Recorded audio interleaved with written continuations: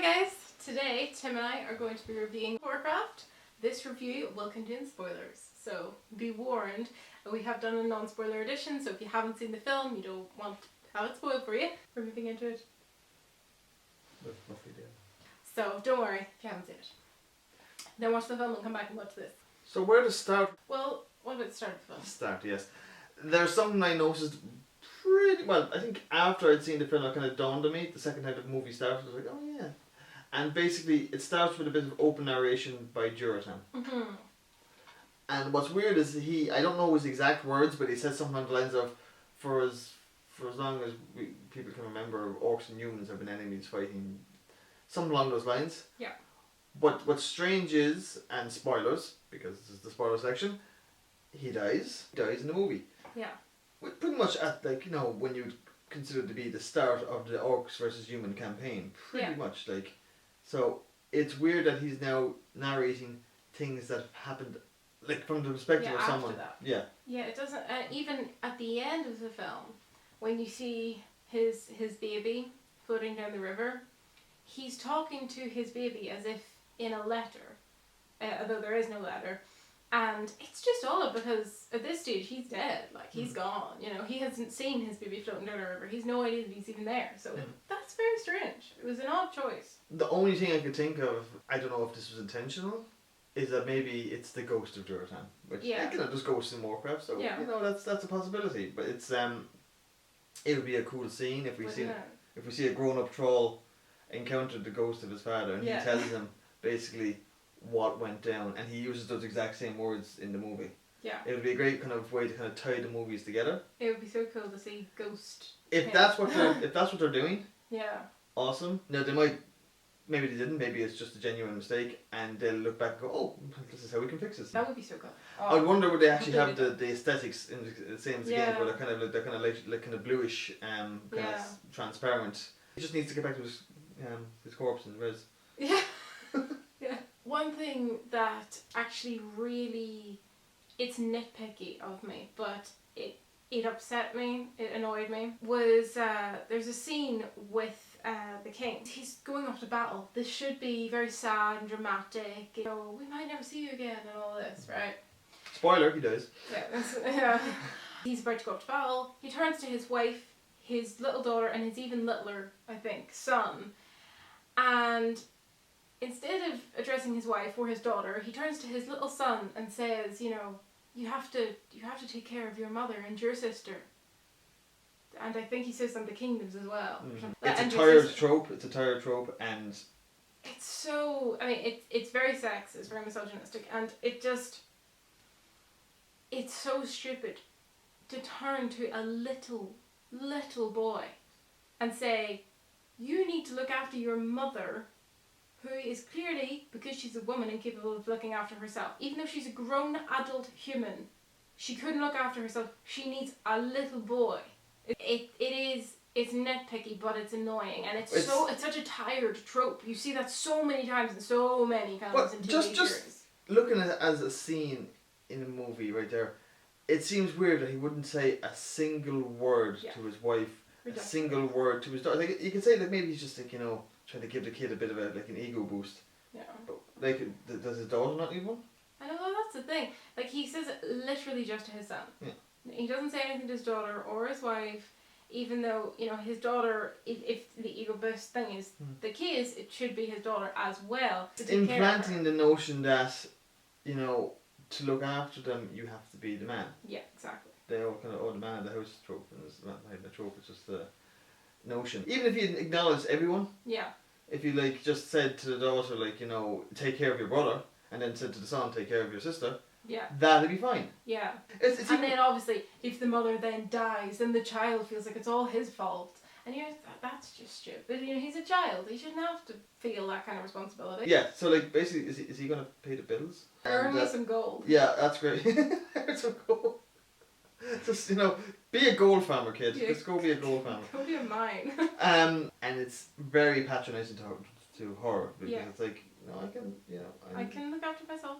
I'm perfectly capable. Been doing it for quite a while. You know? I can look after myself, and I can actually look after these kids as well. How about that? Like, you know, I don't actually need them to look after me, because, like, adults I can see people saying, you know, oh, we're reading too much into it, but yeah.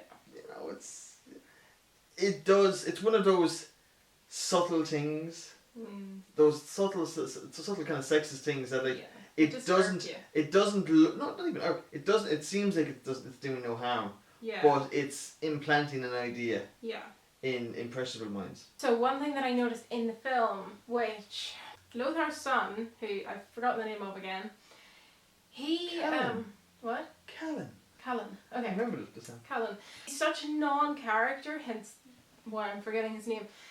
You barely register his existence. He's very much Lothar's son in like literally 4 scenes. But one thing that happens with him is obviously they get trapped. It's a trap.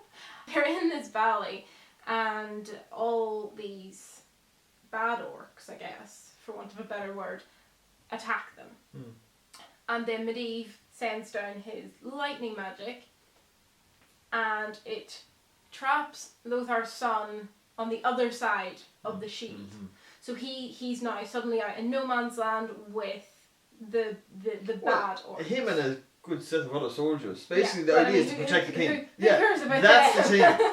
Lothar immediately goes, drop the shields, drop it. Oh my god, like quickly, my son is out there. And it's like, there's other soldiers out there as well. If his son had been on his side, we'd be like, there was no way he would have dropped the shield for some soldiers. But his son, it's suddenly like, you need to drop the shield. I don't care about protecting all of the people that are safe in the shield. And also exposing the king. Yeah, exposing the king. None of that matters. His son's on the other side of the shield. I mean, yes, okay, I can understand. Yeah, that. well, yes, it's an understandable thing, but it is also like...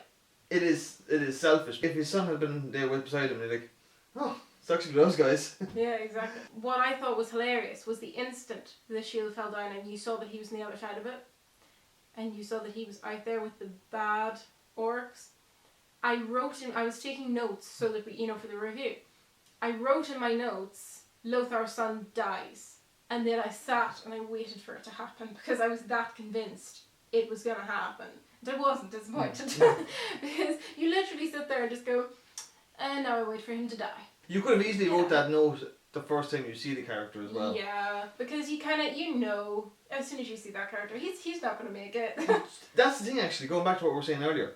He wasn't given much of a character development. Yeah. And that's probably why, because he was made to die. He's like... Yeah, but I think they nearly needed to develop his character more so that you could at least empathise. Yeah, I know, but because he wasn't getting much character development, you're thinking, he's going to die. Yeah. He's because he doesn't matter. He's not important, Nobody cares.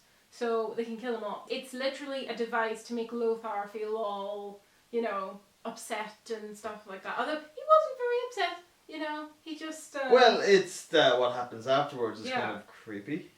Oh. We'll go on to that in 1 second. I just wanted to say, I did think now that you had to wait for ages for it to happen. Like ages. So you're sitting there going, okay. They draw it out and... Come on, just kill him. Just kill him. You're thinking, actually maybe he will save him. And that would be unexpected. Yeah, that would have been better, because at least then you'd be like, oh, I wasn't expecting I do prefer when movies kind of play with tropes and kind of like, oh, you think this is going to happen, and they go the opposite direction. And remember they don't do that, they go, oh no, you're actually just going to do the same thing again. Yeah. Okay, that's every other movie, okay. I mean, you don't want to make it too the other way, that you're just trying to beat every trope. Yeah. But you don't want to just pander to all the tropes so much so that, I was literally able to just predict it. Like about 4 minutes before it actually happened. Tropes aren't bad, but if you can if you can predict where the movie is going, that it's not going easily, to. It's kind of like, okay, like, I mean, if you can predict it that easily, what's the point of watching it? Do you know what I mean? But then he gets stabbed through the gut.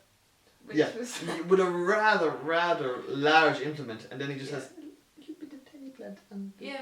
Delicate artistic blood. I think he could have been actually saved with a band-aid. Yeah. Like I know. Massive thing. And obviously, it's not a highly rated movie, so it's not going to be. They're not going to. It's not The Walking Dead. They're not going to have his intestines flowing out, but like they could have just. More blood. Would it be? Well, even just have him just covered in a certain way, have a cloak over, because he got stabbed in the gut with a very large implement, and he just lying there with a little bit of blood on him, and it's like, okay, that's... Yeah, it was very delicate looking. So yeah, the creepy thing. We haven't really spoken about Corona, actually. No, we haven't actually. I wasn't that keen on Corona, and basically because she was a very stereotypical scantily clad warrior woman, and you know, I don't know. I felt like they could have gone a bit further with her character. It was just a bit too much like, we've seen this before, you know. They trusted her very quickly. Yeah, they ridiculously quickly. That's actually one thing we were going to talk about earlier was the Queen. She decides a great idea would be to take food into the prisoner they've just captured, who like tells her, I could literally just kill you. It would bring me honor. Yeah. And she's just like, yeah, whatever. And she later on tells the king that. She says, like, because the king says, yeah. Oh, you said that to my wife earlier, that, like, you know, bring great honor to kill her. And we gave you weapons. Yeah. She gives her a dagger, and she's just like, you're not gonna hurt me, and just gives her the food, and you think, you're a moron. And like, you know, they show, oh, it's okay. Her brother has one of those boomsticks. Yeah. And you're like, yeah, that does not look like a very precise weapon, and he's only just been handed this thing. So he quite possibly he's never even shot the thing, but even if he has, his aim is not going to be fantastic. There might be splash damage. Yeah, exactly. He's not going to, like, I would not trust him to guarantee my safety with one of those. She could rip her throat out in like a second. Well, it's just, obviously, that was dumb. Obviously, in the movie, Grona can be trusted. Yeah, she can be trusted, hence why they made a main character do something like that. But that was daft. They pretty much captured her, and they said, okay, they put her in a cell, and they said, okay, let's start feeding her. The first thing actually to do is she walks up to the king. Yeah, and runs her hand over his chest. And his guards are like, oh and he's like, no, it's okay. It's okay, she said. I mean, but see, that's the thing.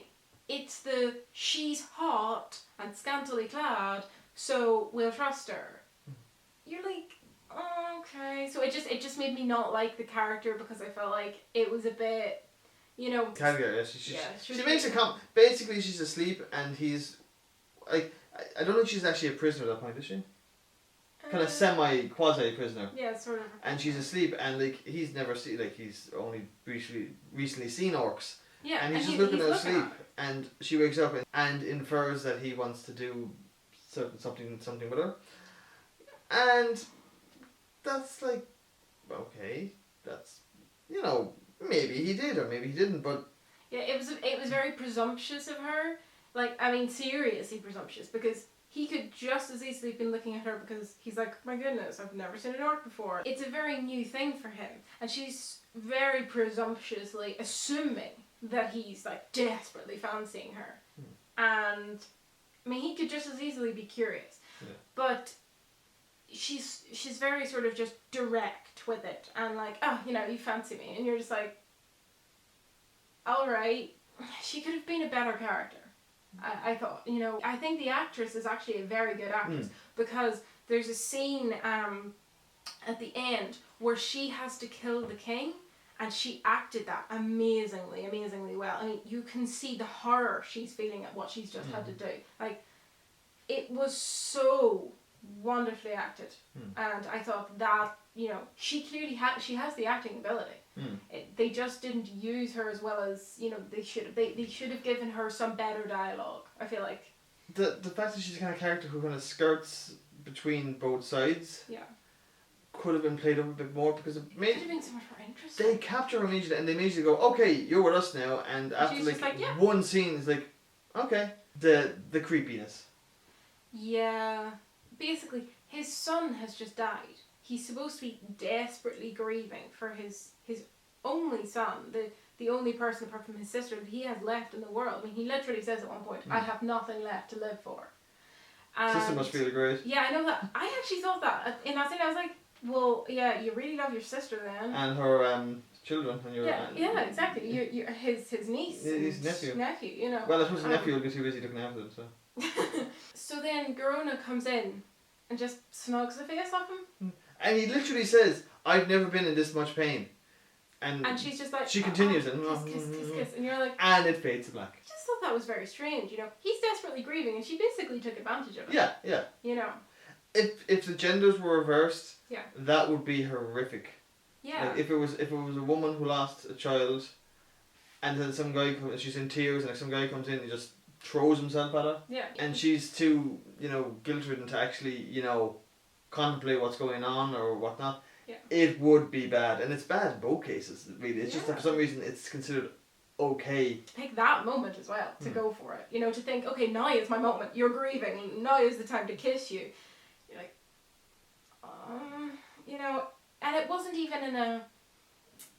It wasn't in a very sweet way. It wasn't tender. It was. It wasn't a tender. It was. Came in and hugged him. Yeah, hugging. That would have been sweet. That would have been tender.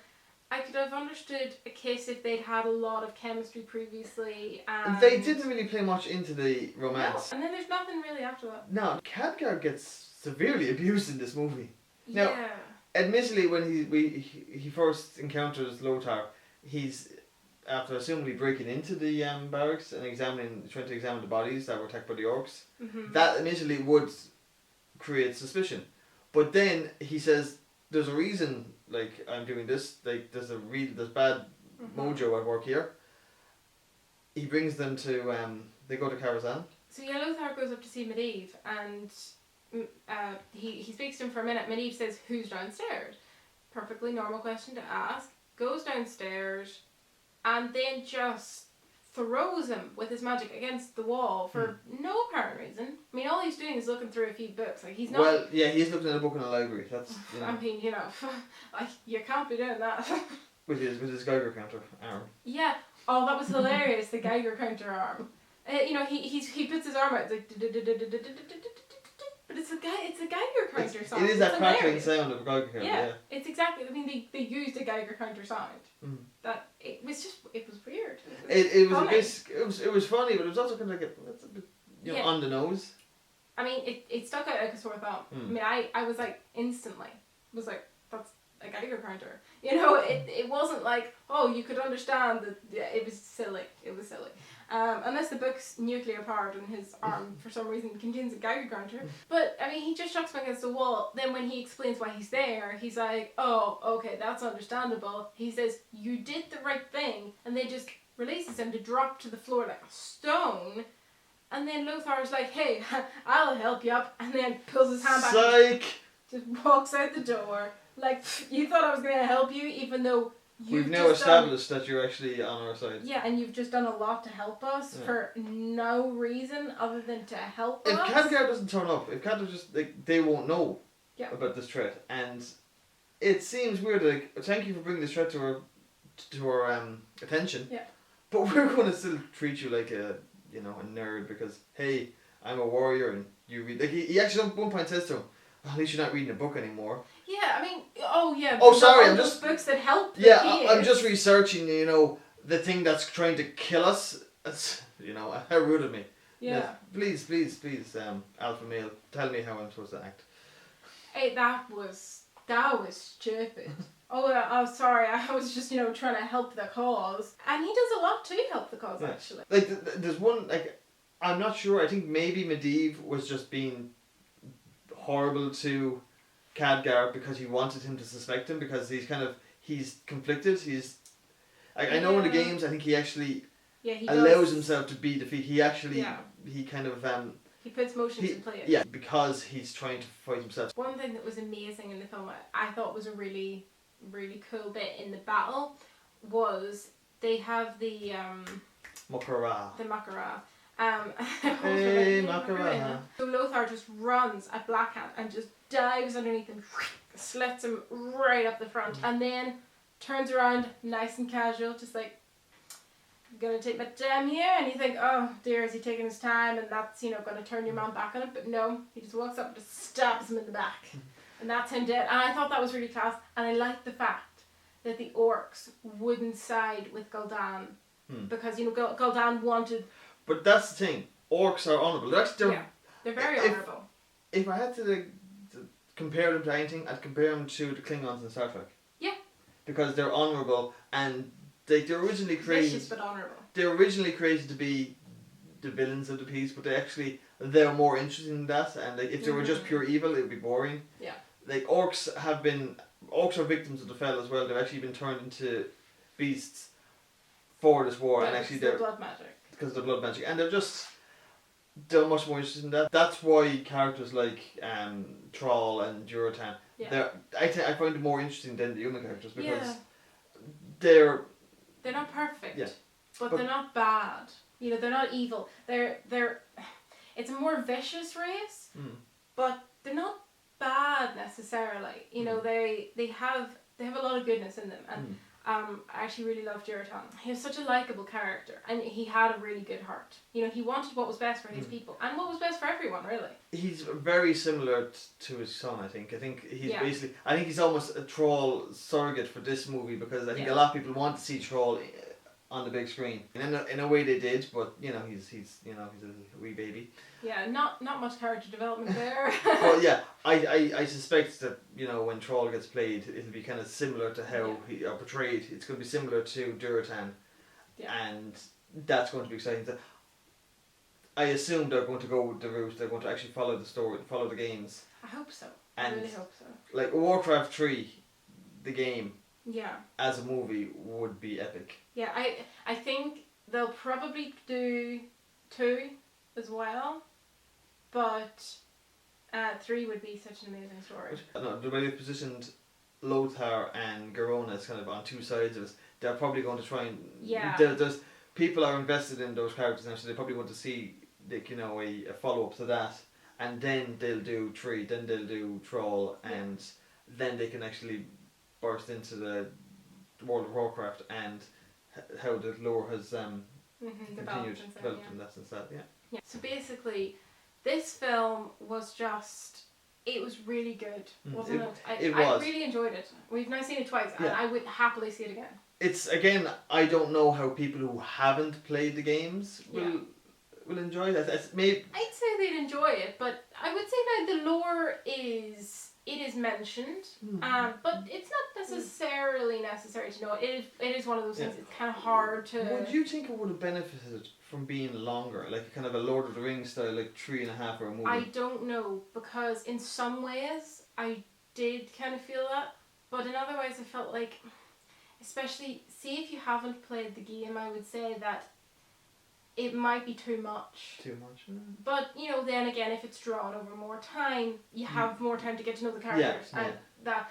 But I don't know, I felt like they did the story in quite a nice way, but I felt there were some characters that could have used extra scenes. They could have used a bit more character development scenes for themselves, especially Lothar's son. It's kind of like making The Fellowship of the Ring into a 2 hour movie, which would not, I don't think would work. No. And so that's the thing. That definitely wouldn't work. So I think it's like they've streamlined it into like a nice compact 2 hours, you know, for the summer blockbuster season. But it could have been longer. They could make the next ones longer. I think they could. Once they have a following, I think they might be able to expand. I would say perhaps even for the first one, it might have been better to keep it shorter to introduce people to the idea of them as movies and to people who haven't played the games. Yeah. So that people aren't put off by saying, oh, it's like a 3 or 4 hour film, I'm not watching that. You know, they say, oh, it's only 2 hours or whatever long, I'll go and see it, and then they like it, and then they'd be more willing to watch a longer film. And the funny thing is, movies tend to be getting longer now. Even the Marvel movies tend to be kind of. But keeping the content interesting. Yeah. So I don't like it when they make movies long for the sake of it, and then you end up with these really long, boring scenes. Oh, and he's walking along the road again, you know. But that walk along the road symbolises the deeper meaning of the world. Definitely recommend that you see it if you've played the games or if you haven't. And please, please, please, let us know. What did you think of the film? Have you seen it? Presumably you have if you're watching the spoiler section. But have you seen it? What did you think of it? Do you play the game? Do you love the games? You know. Yeah, I'd be excited for more. I think. They did change a few things to the lore. So did you think that was a good change or bad change? You know. Yeah, it'd be nitpicky stuff for the most part. Yeah, mostly, but certain things. It was beautifully done, and they got the CG fantastic. I mean, it's definitely not a standalone movie. They intend to make more, and I'd say the way, because we were checking the box office ratings and earlier today. It's looking good. Well. It's looking well. I think once it hits America, it'll become even more popular because Americans and the Chinese as well, they are big players of this game. Well, it could. That's the thing. Like, Lord of the Rings is done and The Hobbit is done, so there is a there's a gap in the market. There's a gap for fantasy movies, and this is a pre-existing franchise that had 12 million subscribers. So that's 12 million people right there. Yeah. And that's only in a gaming market. So people outside the gaming market will now either be drawn to the franchise or the game or both. Yeah.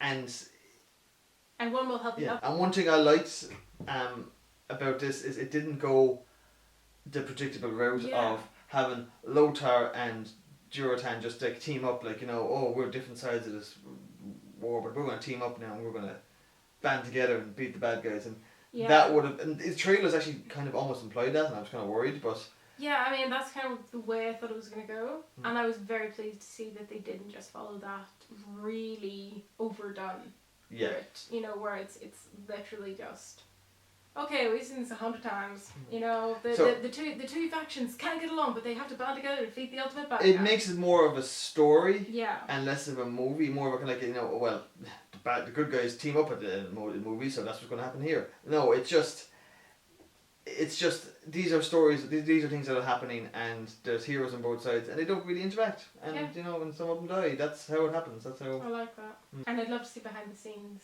Yes. To see how things were actually done, because that would be fascinating. Yeah.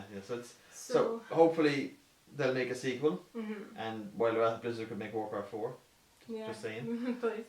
So, I hope you enjoyed this video. Please give it a like, give it a thumbs up, and subscribe to be notified whenever I make a new one. And I shall see you guys very soon. If you haven't seen my non-spoiler edition and you want to see it, I'll leave it at the end of this video once we finish talking, so that you can click on that, and it'll be in the description as well. Bye, guys. Jenny?